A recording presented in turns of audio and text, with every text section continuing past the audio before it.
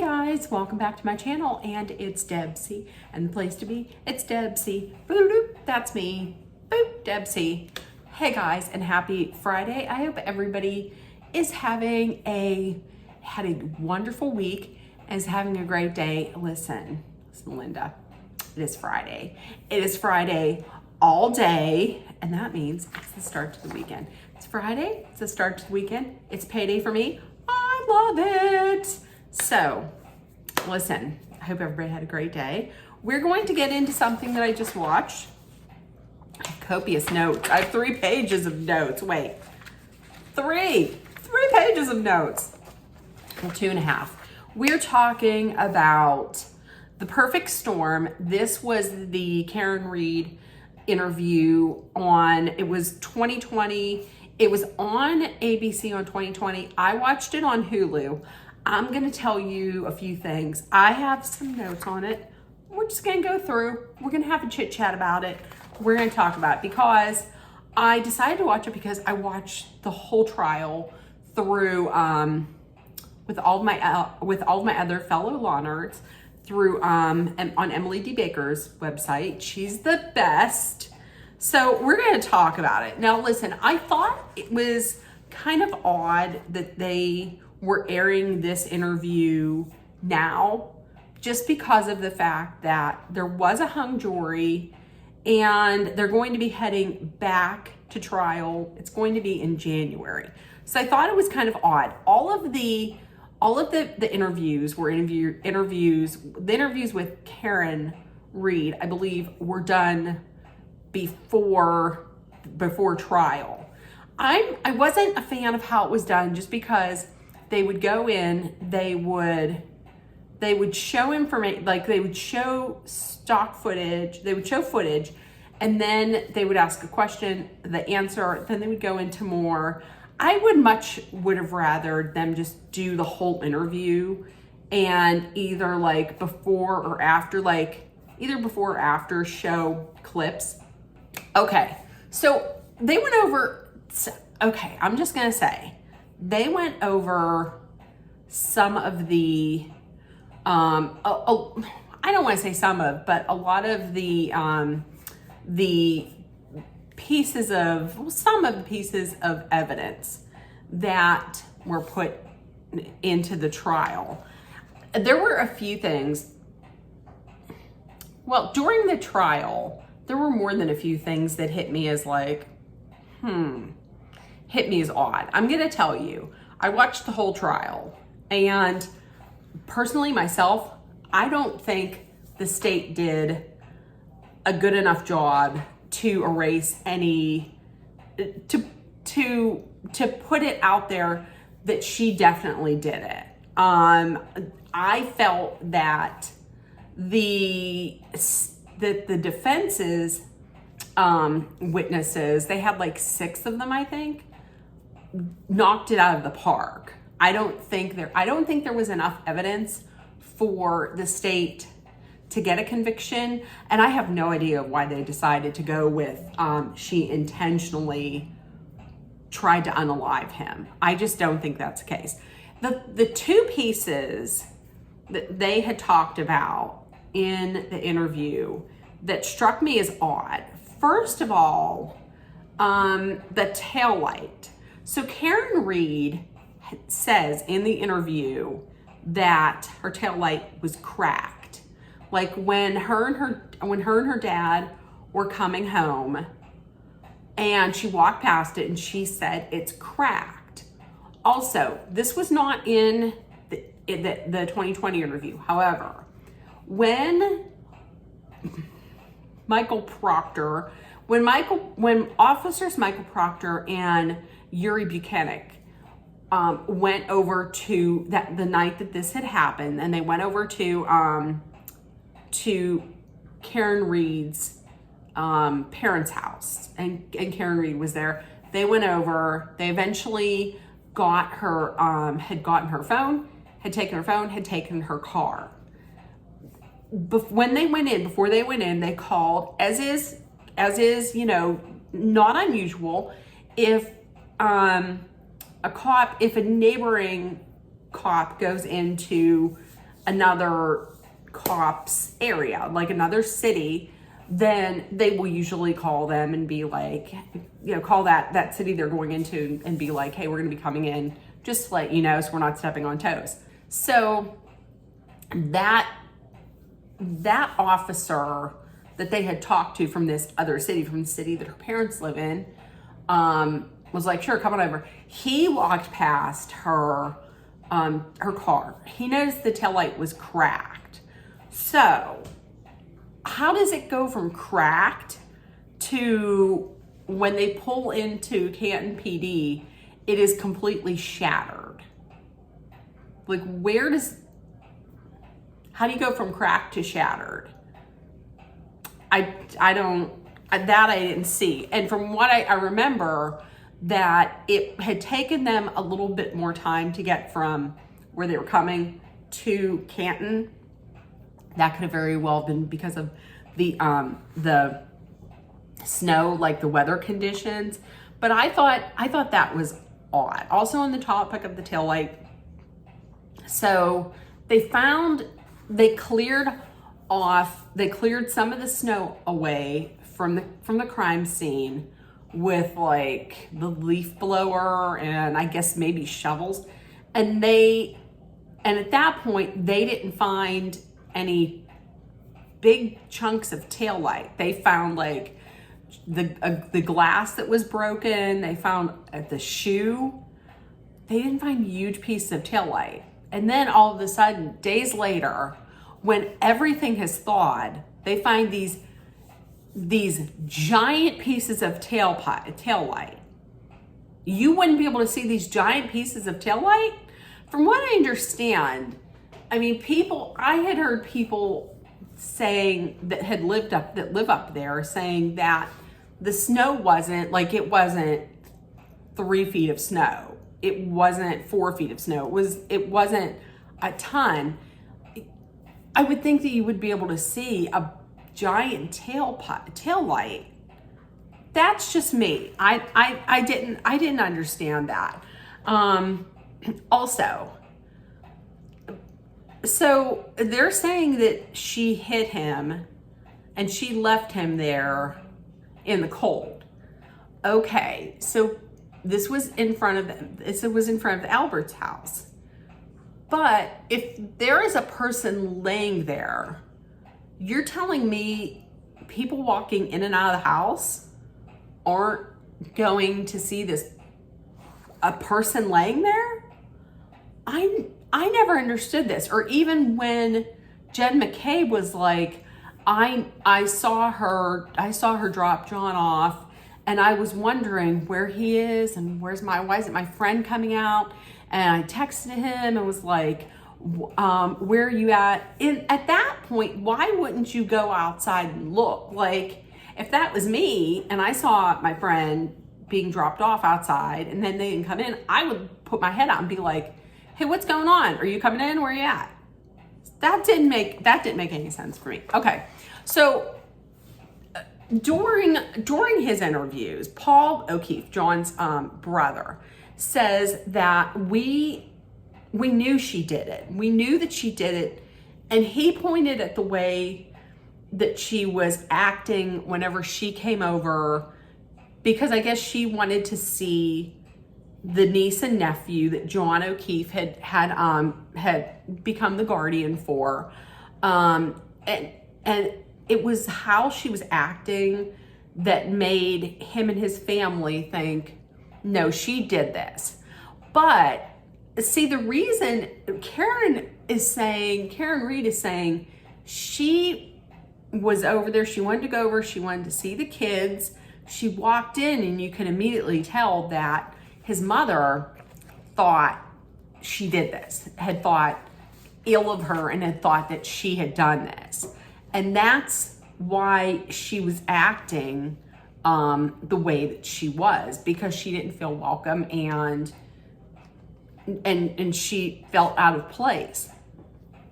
I mean, I could understand that.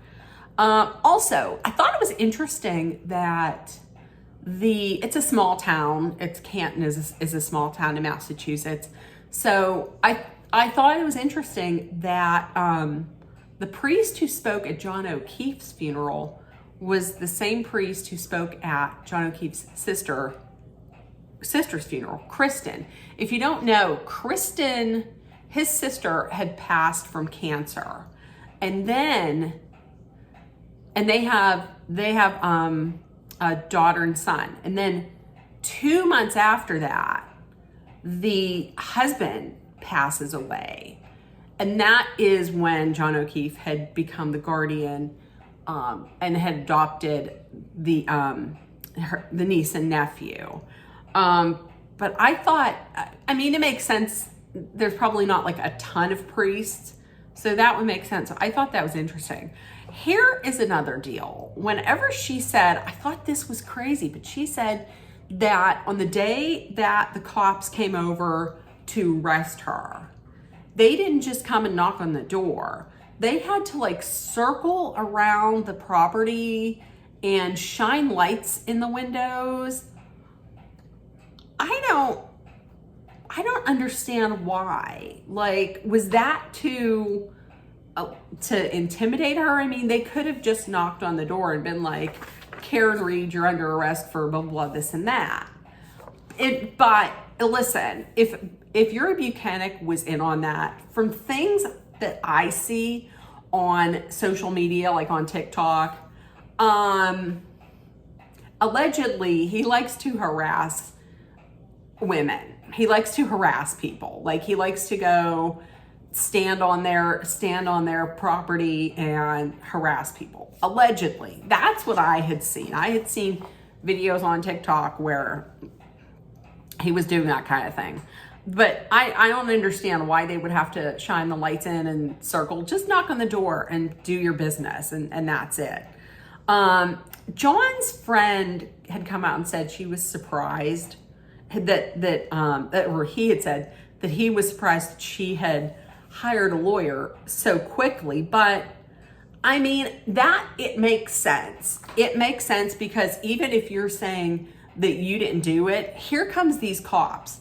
This just happened. Here come these two cops who are asking questions, not just asking questions, but they're taking your phone, they're taking your car. That to me means you are a serious person of interest. So once again, I don't see where it's that crazy to talk to a lawyer, to get a lawyer.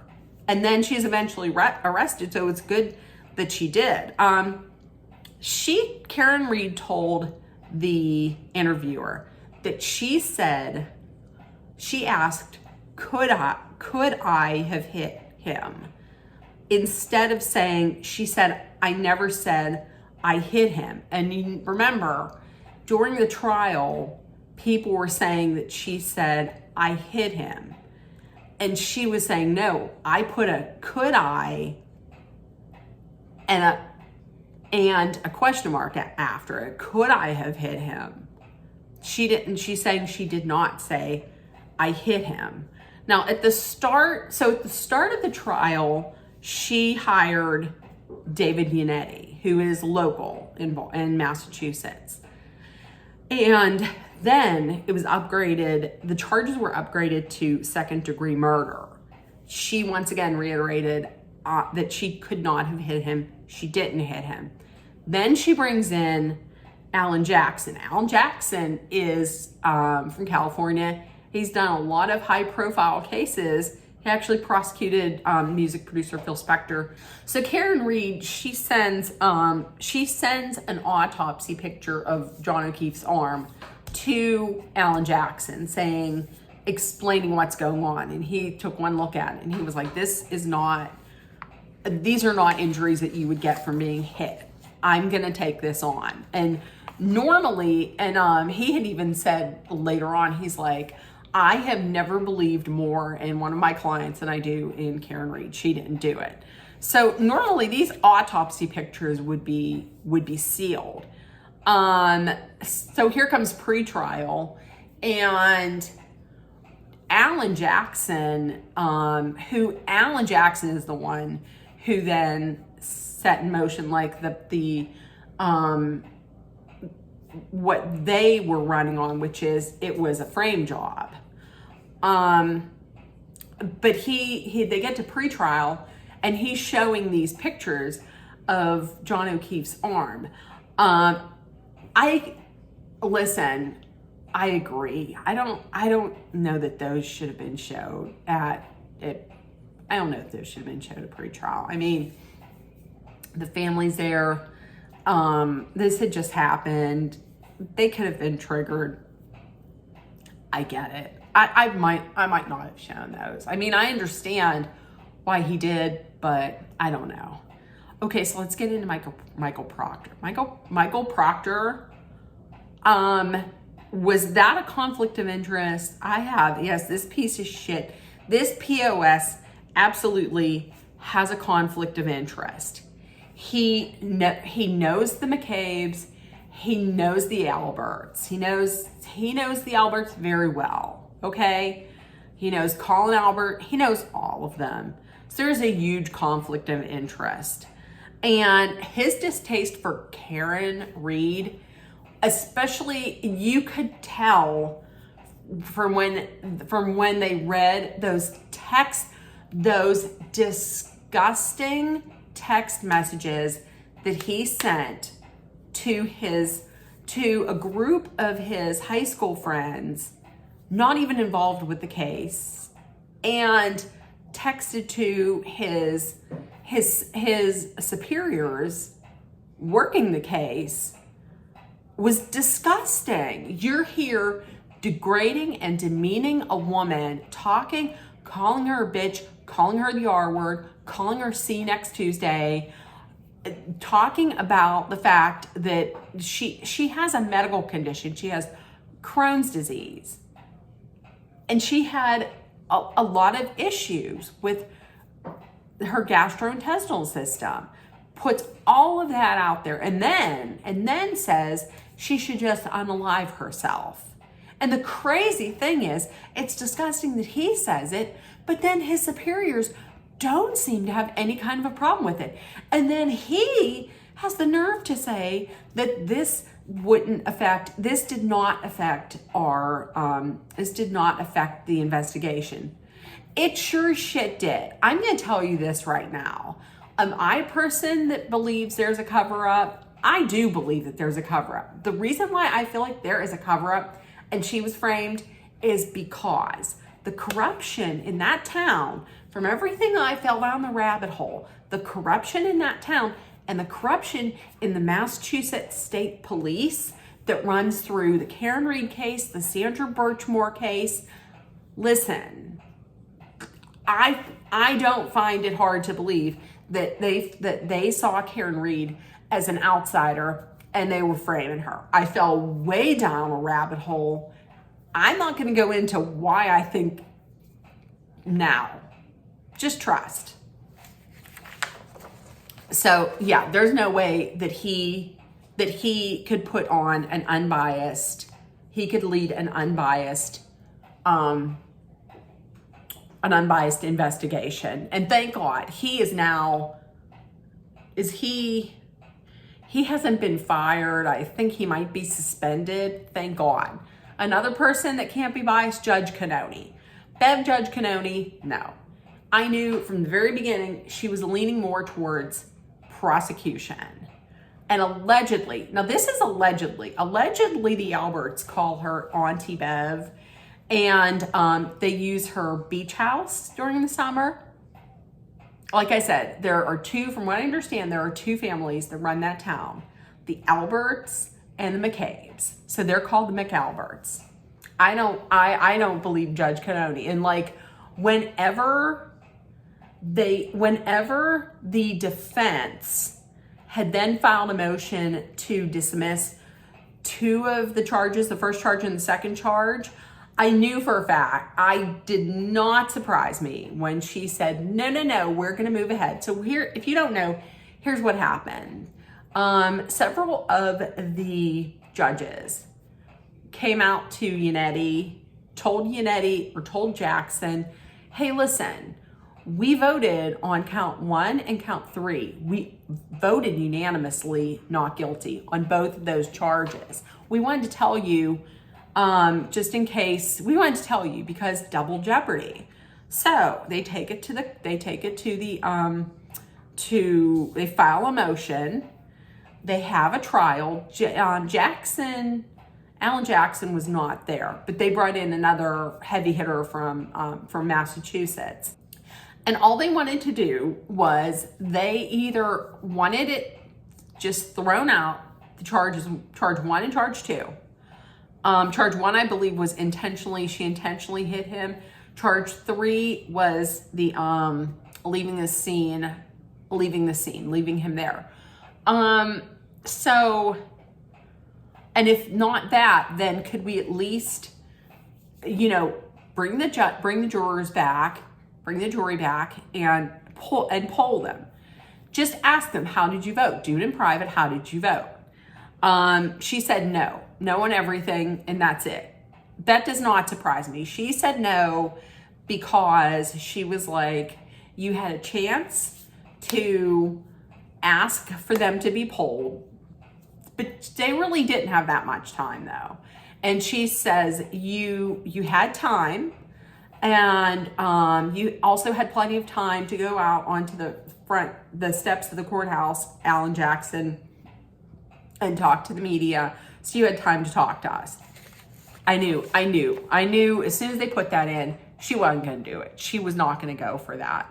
Okay. They also hit on the fact that a lot of people were supporting Karen Read. When you got there was like tons of people dressed in pink supporting Karen Read. I can understand why they were supporting her, just because I don't, whether it was Karen Read or someone else, I think they were really looking at this case as a way to expose all of this corruption that was happening in Canton. Because like I said, if you live in that town and you're not a McAlbert, you're not from the McCabe's or the Alberts, you're really just an unknown townie, or not even a townie. So I can understand that. And there's a lot of common players when you look at the Karen Read case and the Sandra Birchmore case. So I can see how they're now like, this has been happening for decades and decades and decades. This has to stop. And they were like, this is maybe a way that we can get this to stop. All that being said, I agree with Vinnie Politano, who is on Court TV. He was talking about it, and he was saying about how the atmosphere was something like he's never seen before. It was, to me, when I would see picture or video of it, it looked like it was like a circus atmosphere, which is insane because here's a person that's showing up, she's on trial for unaliving her boyfriend, and then it's more of like a crowd that you would see waiting for like a rock star or something. They were just like cheering, and it was odd. It was just real weird. And I'm a person that like I said, if I were on that jury, I would have voted not guilty. But all that being said, I didn't like that. I didn't like that at all. I thought it was a little disrespectful to John O'Keefe. Like during this whole thing, I feel like John O'Keefe was lost in it. He was lost in it. And the other thing that was even worse is how they treated his family. I understand that they believe that it was a cover-up job, and that he in fact was unalived at the hands of the Alberts, and the McCabe's knew about this. But if that's the case, I don't understand why you would yell at the family cop killers. Like, that makes no sense. They didn't do it. People were saying that about them because they're saying they were brainwashed by the Alberts and the McCabe's. But it still doesn't make any sense why you would yell that at a family who just had lost their son, their brother, in such a horrible way. I thought that was terrible. I thought that was disgusting, because even if I were there, first of all, I wouldn't be there, but if I were there, I wouldn't do that kind of stuff. That's terrible. I mean, if they're going to yell that at anybody, I would think they would yell it at the McCabe's or the Alberts. And that is not me in any way saying that anybody should do that, okay? The interviewer also asked Karen how many drinks she had. She said she had four, and if that, because she was taking sips. Here's the thing that got me. She said she had a buzz. She felt okay to drive. Nope. Buzz driving is drunk driving. If you have been drinking, you are not to drive. There are so many different things that you could do. You could call somebody to come pick you up. There's so many ride sharing apps. There's Uber, there's Lyft. You can call taxi, whatever. Do not drive home. And they were all drunk. They were all drinking and driving. Cops, everybody was drinking and driving. Karen Read said on that night, before she had left the Alberts, she said they stopped at the Alberts house. She pulled in at the base of the driveway. She told him to go check. I guess go check, like, if they're welcome there or something like that. She had then said that she before had said she had gone home because she was having stomach issues, which makes sense because she has Crohn's disease and she has stomach issues. So she told him to go, and he walked up. She said he walked up to the door. She waited about 10 minutes, played on her phone. He didn't come back. So I guess he thought, she didn't hear any word. So I guess she thought, well, he went in. And then she says, I absolutely did not unalive him. Karen had also said she was upset with John, but she would never do this to him. They had said that John O'Keefe's niece had testified that to the police, or had told the police, that John and Karen's relationship was strained, and that he told Karen that it had run its course. Karen says that didn't happen. Like, he never said that to her. She had said to the interviewer that she didn't want to get married, and that everything seemed fine. She said that what was it? The argument that they were having, that they had that morning, was about what she gave his niece for breakfast. Then she goes in and she talks about, like, what it's been like for herself. Like, this really isn't a life. She's been living in limbo. She's been hanging in there. It's not really much of a life. And she had recently put up her house for sale. I completely understand that, because I would imagine she's probably getting harassed. And even if it's not by people who are against her, I would imagine that people that are maybe even for her, like driving by and looking at her house, and I would imagine that would be like her own private prison, because also that's where she was arrested. So I understand that. Now, as a side note, also, the parents, Mr. and Mrs. O'Keefe, John O'Keefe, and the niece, they have filed a wrongful death civil lawsuit against Karen Read, also against the Waterfall and C.J. McCarthy's.